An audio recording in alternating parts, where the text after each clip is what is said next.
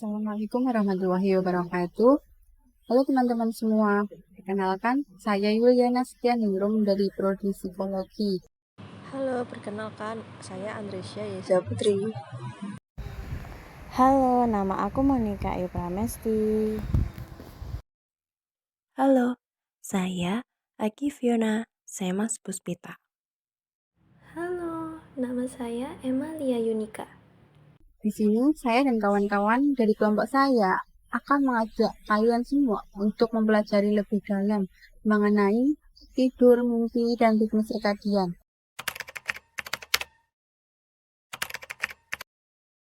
Teman-teman, sekarang kita masuk ke pembahasan yang pertama. Apa sih pengertian tidur itu?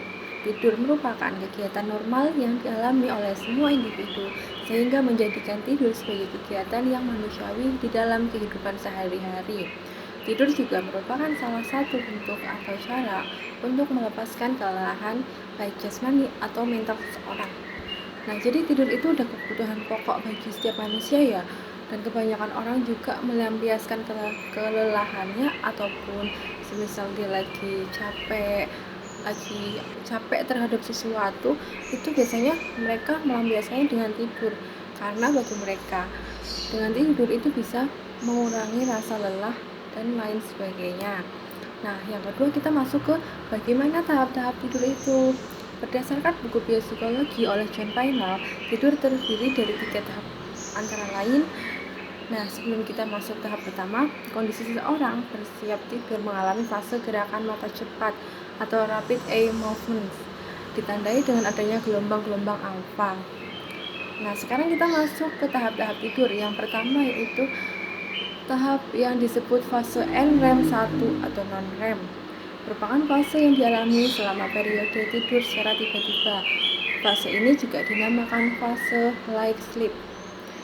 Yang kedua, ada tahap yang disebut NREM, ditandai 2 gelombang yang khas. Fase ini dan setelahnya dinamakan fase deep sleep.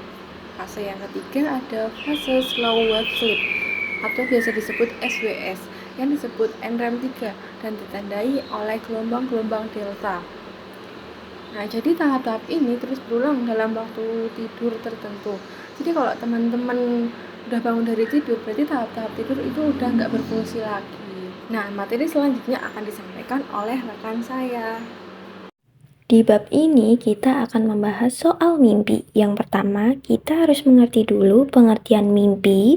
Kemudian kita juga harus tahu hasil uji kepercayaan lazim tentang mimpi. Dan yang terakhir ada interpretasi dari mimpi. Kemudian, apa sih pengertian mimpi itu? Mimpi merupakan pengalaman psikologis yang terjadi dalam tidur seseorang.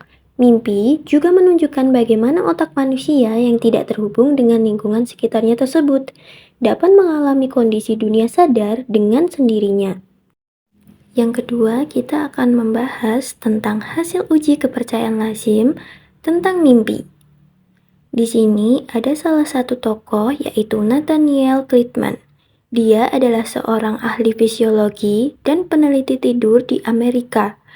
Dia juga menjabat sebagai profesor emeritus dalam fisiologi di Universitas Chicago. Dia diakui sebagai bapak penelitian tidur modern dan penulis buku berjudul Sleep and Wakefulness pada tahun 1939. Tidur REM ditemukan di laboratorium Nathaniel Kleitman tahun 1953. Banyak penganut teori bahwa tidur REM dengan bermimpi dipersamakan. Maka dilakukan uji kepercayaan lazim tentang mimpi sebagai berikut. Yang pertama, banyak orang percaya bahwa stimuli eksternal masuk ke dalam mimpi. Damon dan Wolpert pada tahun 1958 memercikan air kepada subjek-subjek yang sedang tidur dalam keadaan REM dan hasilnya pada 14 dari 33 kasus, air itu dimasukkan dalam laporan mimpi. Yang kedua, ada sebagian orang percaya bahwa mimpi hanya berlangsung sebentar, tetapi penelitian juga menunjukkan bahwa mimpi juga berjalan sesuai waktu yang nyata. Yang ketiga, sebagian orang mengatakan mereka tidak pernah bermimpi. Tetapi orang-orang ini memiliki tidur REM sebanyak orang normal. Yang keempat, ada ereksi seksual. Biasanya diasumsikan dengan mimpi yang mengandung seksual. Tetapi ereksi di sini tidak lebih komplit selama mimpi tersebut dibanding selama mimpi tanpa kandungan seksual. Yang kelima, ada kebanyakan orang percaya bahwa sleep talking dan sleepwalking hanya terjadi selama mimpi. Berbicara saat tidur tidak memiliki hubungan khusus dengan REM, dan berjalan saat tidur juga terjadi selama dalam tidur, gelombang lamban, dan otot-otot rileks sepenuhnya. Yang terakhir, ada interpretasi mimpi. Freud percaya bahwa mimpi dipicu oleh keinginan yang tidak dapat diterima, seringkali bersifat seksual, yang ditekan, karena mimpi mempresentasikan keinginan-keinginan yang tidak dapat kita terima. Maka mimpi yang kita alami adalah mimpi manifest, semata-mata merupakan versi terselubung dari impian-impian real atau mimpi laten dari kita. Oleh karena itu, Freud menyimpulkan bahwa salah satu kunci untuk memahami orang-orang dan menangani masalah psikologis adalah dengan memaparkan makna mimpi-mimpi laten mereka melalui interpretasi mimpi-mimpi manifestnya. Mengapa kita perlu tidur? Untuk mereparasi di malam hari, esensi recuperation theories of sleep, teori-teori rekuperasi tentang tidur adalah bahwa bangun mendisrupsi homeostasis stabilitas fisiologis internal tubuh dengan cara tertentu dan tidur dibutuhkan untuk memulihkannya. Untuk melindungi dari masalah, esensi circadian theories of sleep, teori-teori circadian tentang tidur adalah tidur bukan reaksi terhadap efek-efek disrupsi bangun, tetapi sebagai akibat mekanisme timing 24 jam atau circadian berarti berlangsung kira-kira 1 hari, artinya manusia terprogram untuk tidur di malam hari terlepas apapun yang terjadi pada diri kita di siang hari. Oke, pada bab ini saya akan membahas tentang siklus tidur sirkadian. Apa sih yang dimaksud dengan ritme sirkadian itu? Ritme sirkadian adalah perubahan fisik, mental, dan perilaku yang mengikuti siklus 24 jam. Proses alami ini merespon terutama terhadap situasi terang siang hari dan gelap malam hari, dan mempengaruhi sebagian besar makhluk hidup termasuk hewan, tumbuhan, dan mikroba.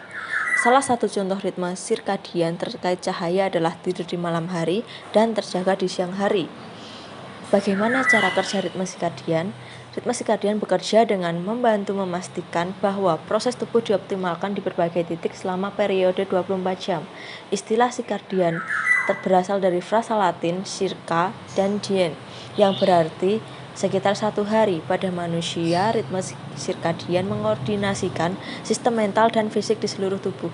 Sistem pencernaan menghasilkan protein agar sesuai dengan waktu makan yang khas, dan sistem endokrin mengatur hormon agar sesuai dengan pengeluaran energi normal. Adapun hormon-hormon tersebut, yakni melatonin, adalah hormon yang membuat kita mengantuk. Tubuh melepaskan lebih banyak di malam hari dan meminimalisirnya di siang hari, sedangkan kortisol dapat membuat kita lebih waspada dan tubuh akan memproduksinya lebih banyak di pagi hari. Di sini saya jelaskan tentang pengaruh ritme sirkadian dengan jam tidur. Waktu tidur merupakan salah satu hal yang dibahas pada ritme sirkadian. Siklus tidur bangun adalah salah satu contoh yang paling jelas dan kritis tentang bagaimana pentingnya ritme sirkadian. Dengan cara ini, ritme sirkadian menyesuaikan waktu tidur yang terjaga dengan patokan siang dan malam untuk menciptakan siklus istirahat restoratif yang stabil untuk memungkinkan peningkatan aktivitas di siang hari. Dan selain itu, ada juga pengaruh ritme sirkadian terhadap hidup. Meskipun siklus tidur bangun adalah salah satu ritme sirkadian yang paling menonjol, jam internal 24 jam ini memainkan peran penting di hampir semua sistem tubuh. Penelitian terus mengungkap detail tentang ritme sirkadian, dan bukti telah menghubungkannya dengan metabolisme dan berat badan melalui regulasi gula darah dan kolesterol. Ritme sirkadian juga berpengaruh terhadap kesehatan mental, termasuk risiko penyakit kejiwaan seperti depresi dan gangguan bipolar, serta potensi penyakit neurodegeneratif seperti demensia. ada indikasi bahwa ritme sirkadian memiliki pengaruh penting pada sistem kekebalan serta proses perbaikan DNA yang terlibat dalam mencegah kanker. Penelitian tahap awal menunjukkan bahwa siklus sirkadian dapat mempengaruhi keefektifan obat anti kanker dan bahwa obat baru mungkin dapat memanfaatkan jam biologis untuk membunuh sel kanker. Untuk part selanjutnya akan dijelaskan oleh rekan saya tentang efek deprivasi tidur. Efek deprivasi tidur. Deprivasi tidur merupakan kondisi yang muncul akibat kurang tidur. Deprivasi tidur dapat terjadi pada dua kondisi, yakni kondisi deprivasi absolut dan kondisi deprivasi relatif. Apabila seseorang mengalami deprivasi tidur, dapat timbul beberapa masalah yang sering diutarakan dan beberapa gangguan tersebut dapat beragam, mulai dari terganggunya kondisi emosi seseorang, meningkatnya kemungkinan untuk terjangkit penyakit, kurang tenaga atau stamina, stres, marah-marah, kurang mampu untuk berkonsentrasi, dan kesulitan untuk menerima informasi baru.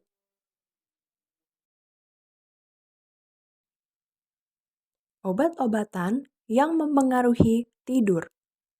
Obat-obatan ini ada dua. Pertama, obat-obatan hipnotik adalah obat-obatan yang meningkatkan tidur. Misalnya, benzodiazepin merupakan obat-obatan yang paling lazim diresepkan. Berikut ada 4 komplikasi yang terkait dengan penggunaan kronis benzodiazepin. 1. Toleransi berkembang terhadap efek-efek hipnotik benzodiazepin. 2. Penghentian terapi benzodiazepin setelah penggunaan kronis menyebabkan insomnia atau tidak dapat tidur. 3. Penggunaan kronis benzodiazepin bersifat adiktif. 4. Benzodiazepin mendistorsi pola tidur normal. Yang kedua, obat-obatan anti-hipnotik adalah obat-obatan yang mempengaruhi tidur. Ada dua golongan utama obat-obatan anti-hipnotik, yaitu stimulan dan trisilik antidepresan. Dari perspektif penanganan gangguan tidur, properti paling penting dari obat-obatan anti-hipnotik adalah bahwa mereka bekerja secara preferensial pada tidur REM. Penggunaan obat-obat stimulan untuk menangani kantuk eksesif kronik adalah preposisi yang beresiko.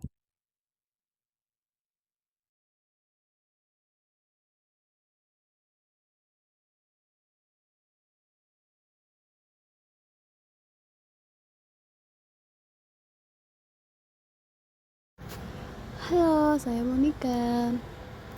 Teman-teman tahu nggak sih itu apa sih gangguan tidur?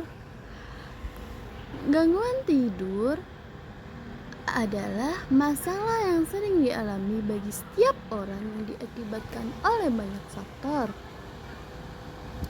Gangguan tidur juga termasuk salah satu gejala depresi yang termudah di Diagnostic and Statistical Manual of Mental Disorders. Gangguan tidur termasuk salah satu antara dua kategori komplementer, yaitu insomnia dan hipersomnia. Apa sih itu insomnia? Insomnia adalah keadaan sulit tidur. Hal ini disebabkan oleh faktor-faktor tidur, misalnya benzodiazepin atau obat penenang antidepresi merupakan faktor utama penyebab insomnia. Di salah satu studi, para penderita insomnia mengatakan bahwa mereka membutuhkan waktu rata-rata 1 jam sebelum tertidur dan rata-rata tidur hanya 4,5 jam per malam. Salah satu penanganan paling efektif untuk insomnia adalah sleep reduction therapy, terapi pembatasan tidur. Hipersomnia termasuk gangguan-gangguan tidur atau mengantuk yang berlebihan sehingga penderitanya selalu mengantuk di siang hari. Ada berbagai hal yang berpotensi menyebabkan hipersomnia atau tidur berlebihan. Salah satunya adalah depresi. Contohnya seperti hipersomnia yaitu narkolepsi. Ada juga efek kurang tidur dalam jangka panjang. Kekurangan tidur kurang dari 7 jam per hari bisa menyebabkan masalah pada kemampuan kognitif, mood, pekerjaan, dan kualitas hidup seseorang. Jika seseorang mengalami waktu tidur yang kurang, maka orang tersebut akan mendapatkan dampak dari kekurangan tidur itu pada keesokan harinya. Ditambah lagi jika seseorang selama 6 hari berturut-turut hanya tidur selama 6 jam, maka hal itu dapat menyebabkan permasalahan pada fungsi metabolisme dan hormon. Terima kasih. Penjabaran materi dari kelompok saya kan udah selesai. Terus apa sih kesimpulan yang dapat kita ambil? Kesimpulannya yaitu orang dapat mengurangi waktu tidurnya secara substansial tanpa efek-efek yang tampaknya membuat sakit, dan mereka dapat mengurangi waktu tidurnya lebih jauh lagi bila mereka mengikuti jadwal tidur paling fasik. Anda juga belajar bahwa kesehatan orang yang tidurnya antara 5 dan 7 jam per malam tidak mengalami masalah kesehatan. Tapi bukan berarti begadang itu baik ya. Mereka bahkan paling sehat hidup dan paling lama. Memang dibutuhkan lebih banyak lagi studi jangka panjang semacam ini. Nah, alasan yang kuat untuk mempertanyakan asumsi bahwa spesies manusia memiliki kebutuhan mendasar untuk tidur paling dikit 8 jam per malam. Sekian penjabaran materi dari kelompok kami, kurang lebihnya mohon maaf. Wassalamualaikum warahmatullahi wabarakatuh. Bye-bye.